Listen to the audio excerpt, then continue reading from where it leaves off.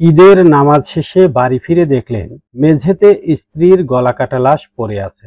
নিজ ঘরে গৃহবধূকে গলা কেটে হত্যার ঘটনায় বাড়িতে স্থানীয় মানুষের ভিড়। আজ বৃহস্পতিবার দুপুরে পঞ্চগড়ের দেবীগঞ্জ উপজেলার চিলাহাটি ইউনিয়নের মতিয়ারপাড়া এলাকায় স্ত্রী আর দুই মেয়েকে বাড়িতে রেখে ঈদের নামাজ পড়তে গিয়েছিলেন আব্দুল মজিদ, বয়স ৩০। নামাজ শেষ হতে না হতেই ছোট ভাইয়ের ফোন পেয়ে দ্রুত বাড়িতে আসেন। ততক্ষণে আশপাশের লোকজন বাড়িতে ভিড় শুরু করেছে। ভিড় ঠেলে ঘরে ঢুকতেই দেখেন মেঝেতে পড়ে আছে স্ত্রী শাহনাজ বেগম, বয়স ২৫, গলাকাটা রক্তাক্ত লাশ। পাশেই পড়েছিল হত্যাকাণ্ডে ব্যবহৃত একটি ধারালো ছুরি। পঞ্চগড়ের দেবীগঞ্জ উপজেলার চিলাহাটি ইউনিয়নের মতিয়ারপাড়া এলাকায় বৃহস্পতিবার সকাল ৯:৩০টার দিকে এ ঘটনা ঘটে। খবর পেয়ে দুপুরে লাশের প্রাথমিক সুরতহাল শেষে ময়নাতদন্তের জন্য পঞ্চগড় আধুনিক সদর হাসপাতালে পাঠিয়েছেন দেবীগঞ্জ থানা পুলিশ।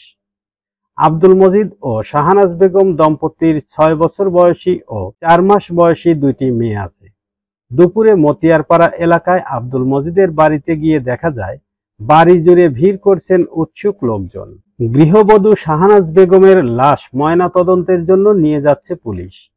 টিনের বেড়া দেওয়া শোবার ঘরের মেঝেতে পড়ে আছে ছোপ ছোপ রক্তের দাগ। একটি ঘরে শুয়ে রেখে আব্দুল মজিদের মাথায় পানি ঢালছেন স্বজনেরা।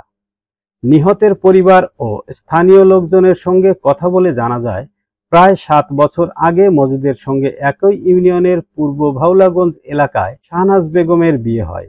দাম্পত্য কলহ শুরু হলে ৮ থেকে ৯ মাস আগে বাবার বাড়ি থেকে চলে যান শাহনাজ। এরপর আব্দুল মজিদের পরিবার শাহনাজকে গ্রহণ করতে না চাইলে নারী ও শিশু নির্যাতন দমন আইনে মামলা করেন শাহনাজ। সেই মামলায় কিছুদিন কারাগারেও ছিলেন মজিদ। তবে মাস ৪ আগে ২ সন্তানের কথা বিবেচনা করে স্থানীয়ভাবে সমঝোতার মাধ্যমে আবারও সংসার শুরু করেন মজিদ শাহনাজ দম্পতি। চলে যান ঢাকায়। ঈদ উল ফিতর উদযাপন ও মামলা তুলে নেওয়ার জন্য সন্তানদের নিয়ে বাড়ি এসেছিলেন এই দম্পতি। আব্দুল মজিদের ভাই মজিবুর রহমান বলেন, আমি নামাজ পড়ে বাড়িতে ফেরা মাত্রই মজিদ ভাইয়ের ঘরে ওর মেয়ের চিৎকার শুনতে পাই। পরে দৌড়ে গিয়ে দেখি ভাবি শাহনাজ মাটিতে পড়ে আছে আর চারদিকে রক্ত। পরে পুলিশকে খবর দেওয়া হয়। নিজেকে কিছুটা সামলে নিয়ে আব্দুল মজিদ বলেন, আমি ভালো থাকার জন্য রমজান মাস শুরুর ১০ দিন আগে ওদের নিয়ে ঢাকায় চলে যাই। আমার স্ত্রীকে প্রতিবেশী রাজু ছুরি মেরে পালিয়েছে, সেটা আমার মেয়ে নিজেই দেখেছে। আমি এই হত্যার বিচার চাই।